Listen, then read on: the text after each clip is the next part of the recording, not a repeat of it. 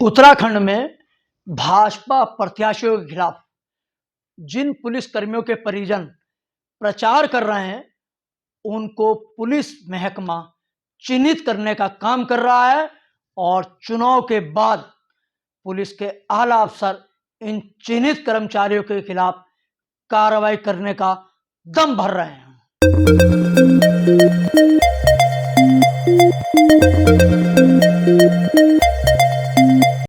नमस्कार दोस्तों, बात होगी आज उत्तराखंड पुलिस की। उत्तराखंड पुलिस की इसलिए होगी कि उत्तराखंड के पुलिसकर्मी 4600 पे वेतनमान ग्रेड की मांग को लेकर अपनी आवाज बुलंद किए हुए हैं। इन पुलिसकर्मियों को 2021 में 4600 पे वेतनमान ग्रेड जो मिल जाना चाहिए था। उत्तराखंड में इन पुलिसकर्मियों को यह वेतनमान भारतीय जनता पार्टी की सरकार ने नहीं दिया। जब यह वेतनमान नहीं मिला तो पुलिसकर्मियों के परिजन सड़क पर उतर गए और उन्होंने भारतीय जनता पार्टी का या सीएम का विरोध किया और प्रदर्शन किए।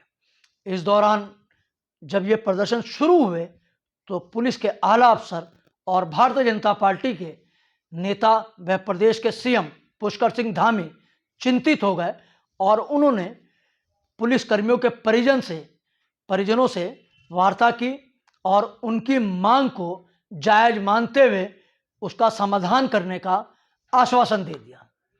सीएम पुष्कर सिंह धामी का आश्वासन मिलने के बाद पुलिसकर्मी व उनके परिजन शांत हो गए, लेकिन चुनाव आचार संहिता लगने से पहले सीएम ने किसी तरीके का कोई कदम नहीं उठाया और जब चुनाव आचार संहिता लग गई तब पुलिसकर्मियों के परिजनों ने ऐलान कर दिया कि 2022 का विधानसभा चुनाव में भाजपा के प्रत्याशियों को हराने का काम पुलिसकर्मियों के परिजन करेंगे और वह जगह जगह चुनाव प्रचार भी करेंगे। पुलिसकर्मियों की परिजनों की चेतावनी पुलिस महकमे को, पुलिस के आला अफसर को हल्कान कर दिया और भारतीय जनता पार्टी के नेता व सीएम के माथे पर चिंता की लकीरें खींच दी। पुलिसकर्मियों के परिजन लगातार भाजपा प्रत्याशियों के विरोध में प्रचार कर रहे हैं। जो परिजन प्रचार कर रहे हैं उनके जो पति या बेटा जो भी पुलिस में तैनात हैं, उनको चिन्हित करने का काम चल रहा है। पुलिस के जो खुफिया विभाग है ऐसे पुलिसकर्मियों की लगातार सूची बना रहा है कि जिनके परिजन चुनाव में भाजपा प्रत्याशियों के खिलाफ प्रचार कर रहे हैं। ऐसे पुलिसकर्मियों को चुनाव के बाद उनके खिलाफ कार्रवाई करने का फरमान पुलिस मुख्यालय ने जारी कर दिया है।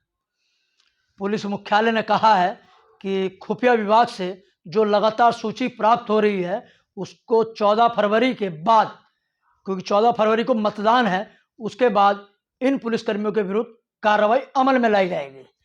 कार्रवाई अमल में होगी तो निश्चित रूप से कुछ ना कुछ विस्फोट होगा।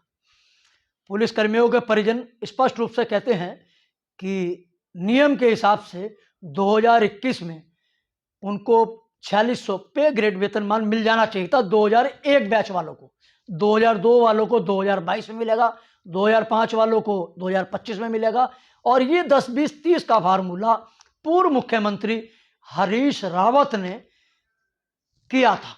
2015 में उन्होंने पुलिसकर्मियों की भर्ती की थी और 2016 में महिला पुलिसकर्मियों की भर्ती की थी। सबसे बड़ा सवाल यह है कि 5 साल से डबल इंजन की प्रदेश में सरकार है और पुलिस महकमे में एक भी भर्ती इस भारतीय जनता पार्टी की सरकार ने नहीं निकाली है।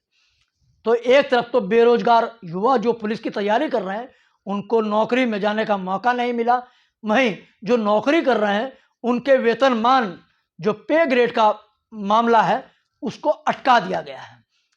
इस वेतनमान के पे मामले को अटकने के बाद पुलिसकर्मी से लेकर उनके परिजन पूरी तरीके से भारतीय जनता पार्टी और उसके प्रत्याशियों से लेकर प्रदेश के मुख्यमंत्री पुष्कर सिंह धामी से बहुत खफा हैं। उनका कहना है कि पुष्कर सिंह धामी सीएम ने पुलिसकर्मियों उनके परिजनों को धोखा देने का काम किया है। उन्होंने विश्वासघात किया है और वह 2022 के इस चुनाव में उनको सबक सिखाएंगे। उत्तराखंड में 14 फरवरी को मतदान होना है और इस मतदान के दौरान, मतदान से पूर्व, पुलिसकर्मियों के परिजन भाजपा प्रत्याशियों के खिलाफ लगातार कई विधानसभा क्षेत्रों में प्रचार कर रहे हैं। पुलिस के जो खुफिया तंत्र है वो पुलिस मुख्यालय के निर्देश पर ऐसे परिजनों को चिन्हित करने का काम कर रहा है कि किस पुलिसकर्मी के परिजन चुनाव प्रचार में उतरे हुए हैं, और उसकी सूची बनाकर लगातार पुलिस मुख्यालय को भेज रहा है। पुलिस मुख्यालय में जिस तरीके से सूची बढ़ती जा रही है, सूची लंबी होती जा रही है, उसने पुलिस के आला अफसरों व भारतीय जनता पार्टी के वरिष्ठ नेताओं के चेहरे पर चिंता की लकीरें खींच दी हैं।